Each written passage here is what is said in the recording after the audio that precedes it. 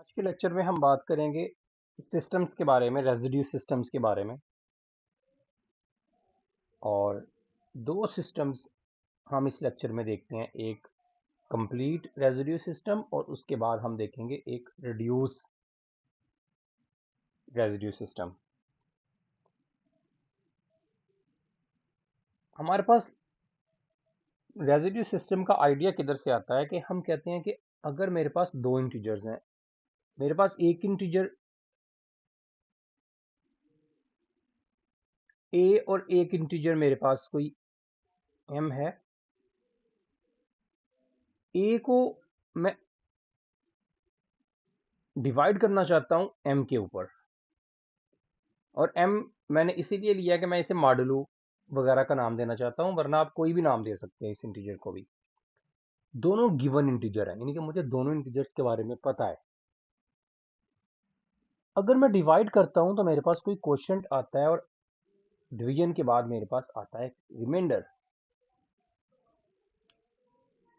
तो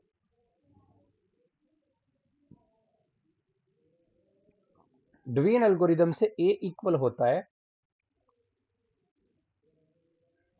Q M plus are के। Reminder जो होता है वो हमेशा पॉजिटिव होना चाहिए डिवीजन एल्गोरिदम के मुताबिक, और जिस नंबर से डिवाइड कर रहे हैं उससे वो छोटा होता है। अच्छा, इसे मैं ऐसे भी लिख सकता हूं, R A minus R equal to Q M.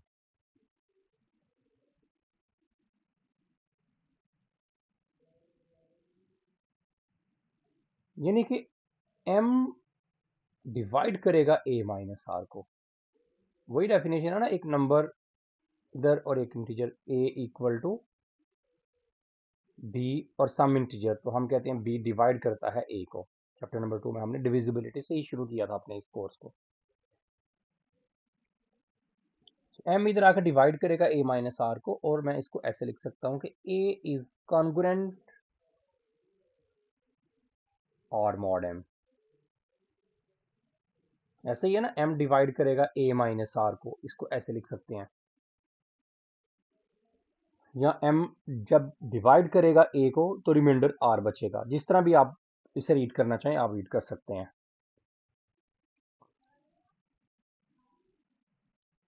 तो हम ये कहते हैं कि ये आपका जो नंबर होता है, जो गिवन नंबर है ए आपको, वो हमेशा जो रिमाइंडर बचता है उसके कॉन्ग्रुएंट आता है, यानी कि दोनों सेम है। आप उनको रिप्लेस कर सकते हैं। अगर आप आगे चल के मॉडुलो सिस्टम्स के बारे में, क्वेश्चंस को हम जब पढ़ेंगे नंबर थ्योरी में, मॉडुलो सिस्टम्स को पढ़ेंगे, तो हम एक फिक्स मॉडुलो के अंदर हम डिवाइडेंड को और जो होता है आपका जो रिमाइंडर होता है, आप उन्हें रिप्लेस आपस में कर सकते हैं।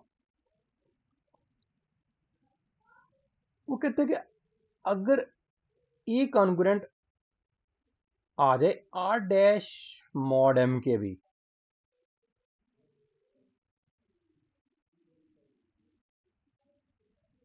किसी और के भी आपका वही नंबर अगर किसी और नंबर के कॉन्ग्रुएंट भी निकल आए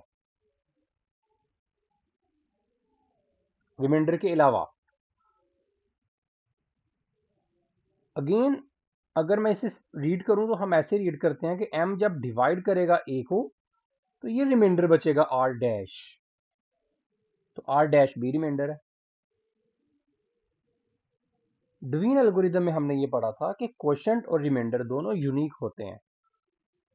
इसका मतलब है कि आर और आर डैश को यूनिक होना चाहिए। सो आर बेसिकली कॉन्ग्रुएंट होगा आर डैश के बाय यूनिकनेस ऑफ आर। जो भी स्पेलिंग है यूनिकनेस तो पता नहीं ये आता है कि नहीं आता।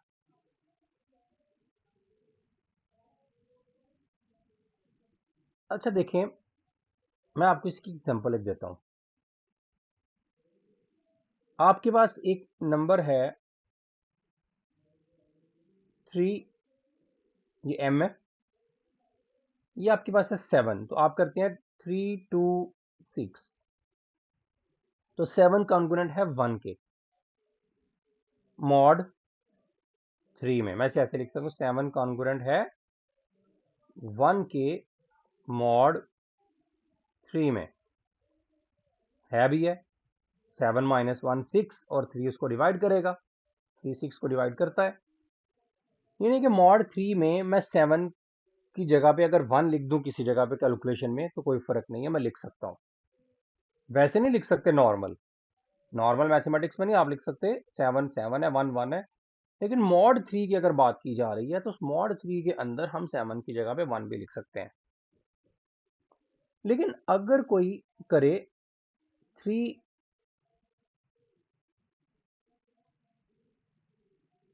1 3 तो बाकी 4 बच गया। हालांकि ये डिवाइडर से बड़ा है, हमने कहा था होना नहीं चाहिए, लेकिन अगर फिर भी कोई लिख ले 7 को कॉन्ग्रुएंट 4 के, तो है तो ये बात उसकी सही है। 7 में से 4 बाकी 3 3 उसे डिवाइड करेगा तो 7 को 4 से भी रिप्लेस किया जा सकता है मॉड 3 के अंदर। लेकिन वो फिर ये कहता है इस केस में ये आपस में कॉन्ग्रुएंट होंगे, यानी कि 1 4 के कॉन्ग्रुएंट होगा। देखें है कि नहीं, 4 और 1 आपस में कॉन्ग्रुएंट होंगे उसी मॉड 3 में।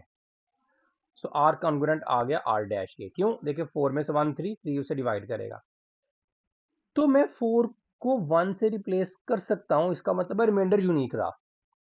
मैं दोबारा उसकी जगह, तो अगर मैं रिमाइंडर अगर लेस देन 3 ही रखना चाहता हूं तो फिर मेरे पास एक यूनिक रिमाइंडर ही बचता है।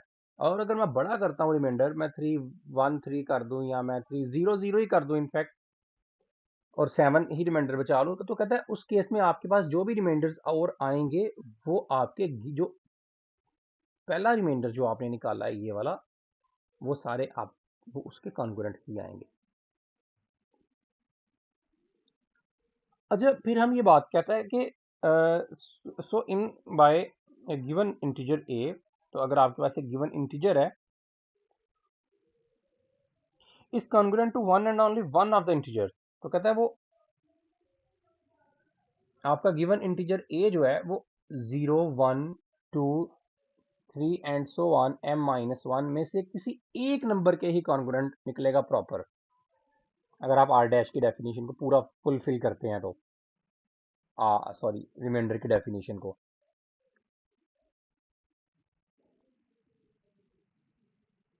यानी कि वो ये कहना चाहता है कि अगर आपके पास गिवन अगर इंटीजर 7 है और मॉड आपने 3 फिक्स कर लिया है, तो ये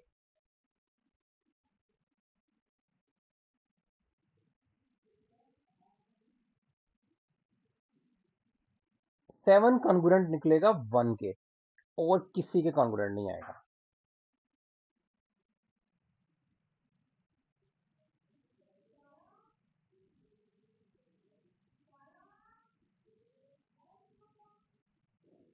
अगर आपके पास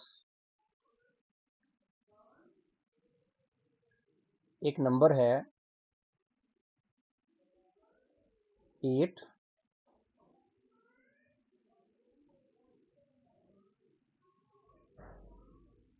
और मॉड आपके पास अगर 3 है, तो अगर मैं m माइनस 1 की बात करूं तो m माइनस 1 कितना बनेगा? 3 है ना, तो 3 माइनस 1 बनेगा 2।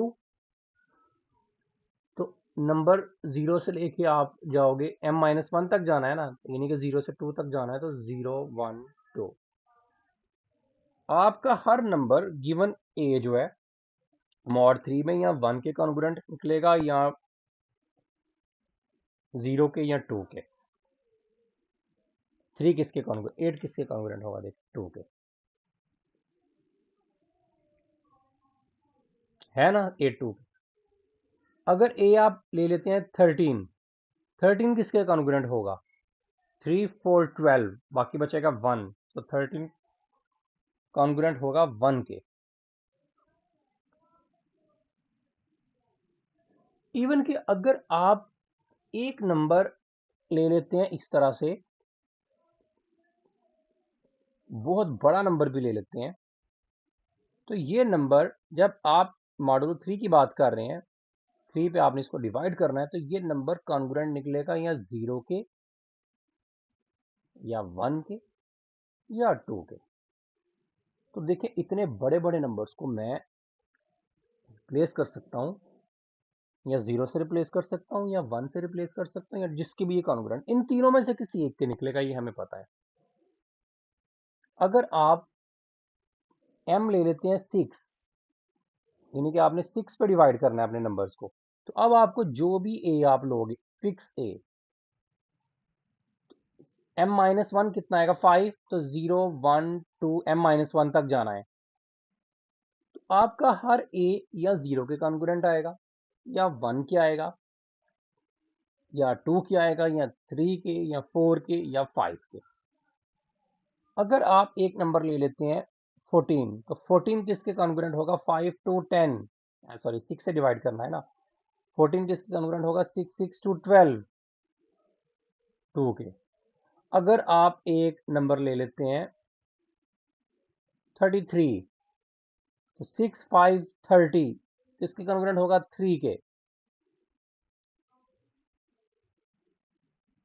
अगर आप एक नंबर ले लेते हैं फॉर एग्जांपल 41,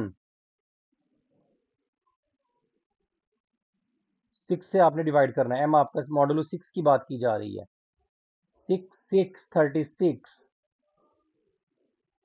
कॉन्ग्रुएंट हो गया 41 किसके 5 के। तो हर नंबर जितना भी बड़ा नंबर आप लेते जाओ, वो इन पांचों में से ही किसी एक नंबर के कॉन्ग्रुएंट ही निकलेगा।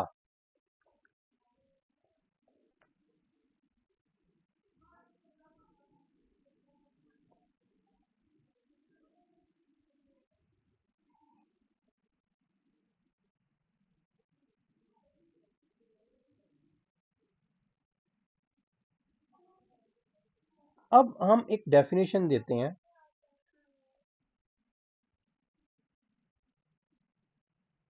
कंप्लीट रेसिड्यू सिस्टम क्या होता है। सो CRS की डेफिनेशन है,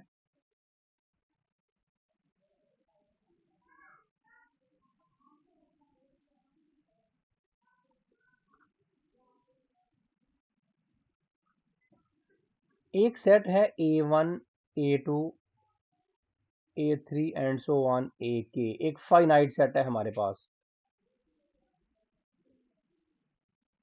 हम इसे कंप्लीट रेसिड्यू सिस्टम कहते हैं अगर ये दो प्रॉपर्टीज को पूरा करे।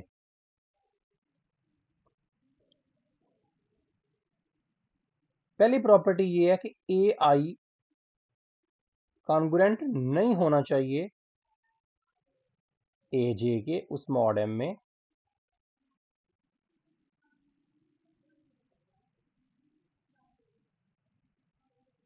फॉर ईच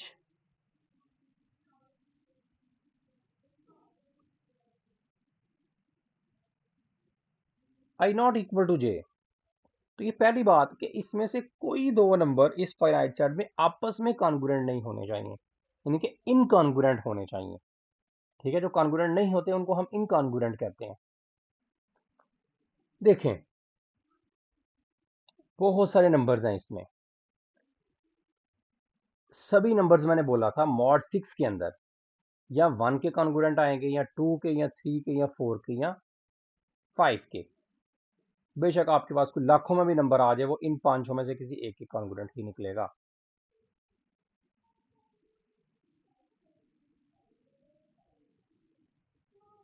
अच्छा, तो हम अगर देखें तो जो फाइनली मेरे पास जो सेट बन जाता है मॉड 6 में, जिससे मैं फाइनाइट सेट की मैं जिसकी बात कर रहा हूँ,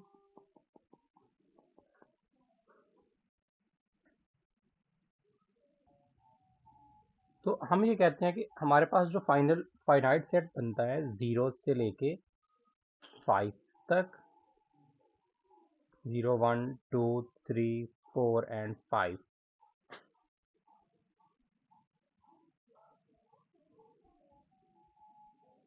इनमें से कोई भी एलिमेंट दूसरे के कॉन्ग्रुएंट नहीं होगा।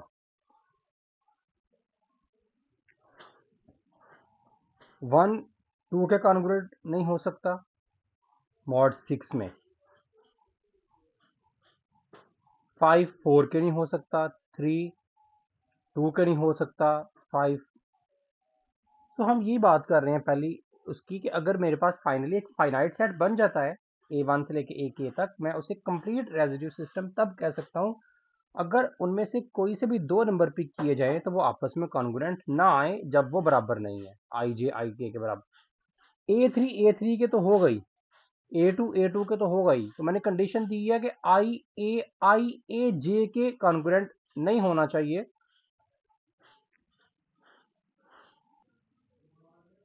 तो कोई से भी 2 नंबर आपस में अगर वो बराबर नहीं है, इनमें से 2 डिफरेंट नंबर है, तो वो आपस में कॉन्ग्रुएंट नहीं होने चाहिए।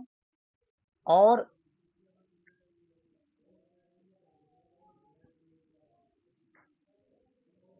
सेकंड कंडीशन इसकी ये है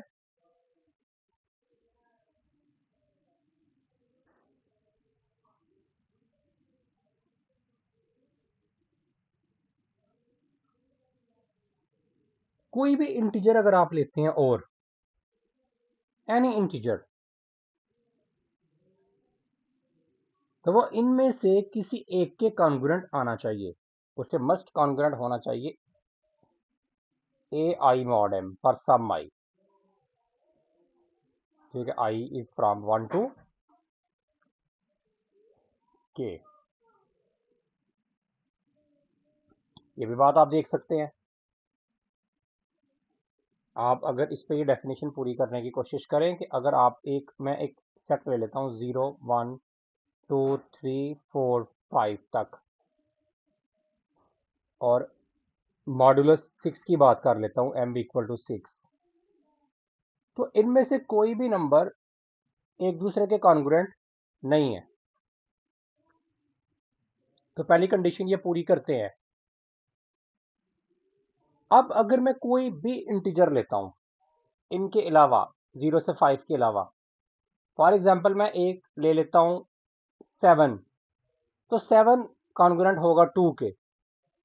10 कॉन्ग्रुएंट होगा, 10 किसके होगा, 10 को डिवाइड करेंगे 6 पे तो 6 1 6, बाकी बचेगा 4, तो 10 कॉन्ग्रुएंट होगा 4 के। अगर मैं 25 ले लेता हूं तो 25 कॉन्ग्रुएंट किसके होगा, 1 के। तो कोई भी इंटीजर अगर आप लें तो वो इनमें से किसी एक के कॉन्ग्रुएंट जरूर आना चाहिए, ये इसकी सेकंड कंडीशन है। तो अगर ये 2 कंडीशंस पूरी हों तो हम अपने सिस्टम को कंप्लीट रेजिड्यू सिस्टम कहते हैं। देखिए, अगर मैं एक और सेट लेता हूं 0 1 2 3 4 5 6 7 8 और मॉडुलो 6 की ही बात करता हूं, तो ये कंप्लीट रेजिड्यू सिस्टम नहीं है। क्यों नहीं है? क्योंकि इसमें जो 8 है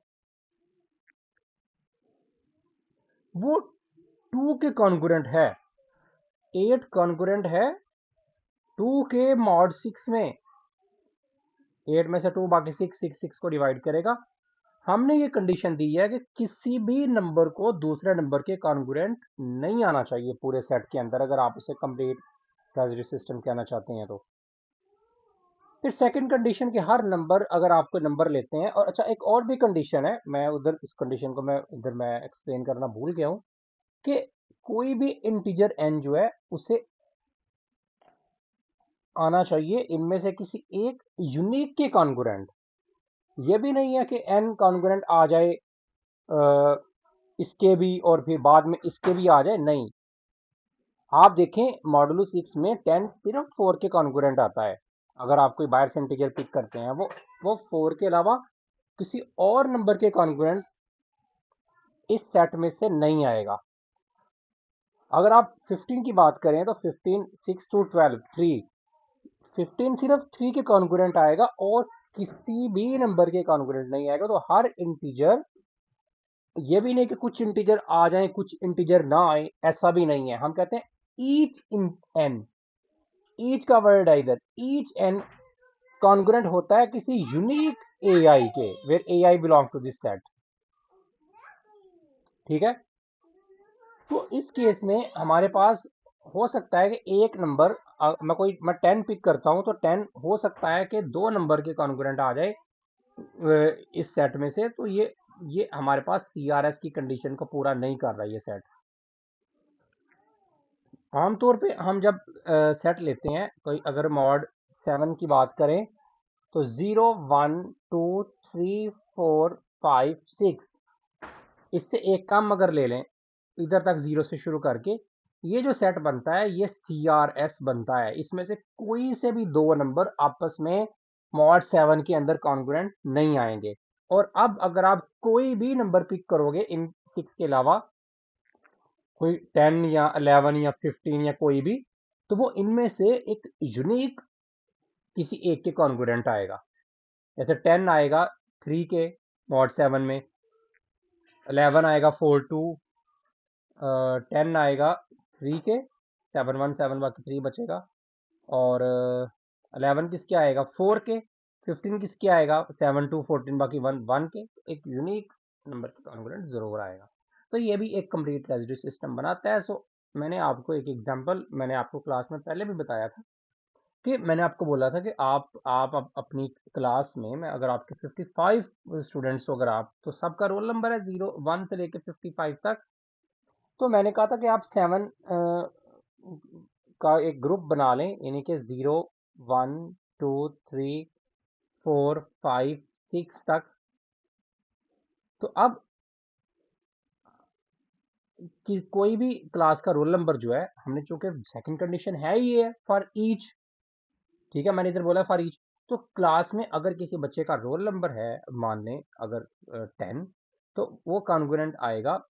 चूंकि मैंने 7 मॉडुलस की बात कर रहा हूँ, 7 0 से लेकर 6 तक नंबर लिए हैं, तो वो आएगा 3 का। तो मैंने कहा था कि वो 3 का मल्टीपल क्वेश्चन सॉल्व करके लेके आए, जैसे मैंने आपको एक असाइनमेंट दी थी।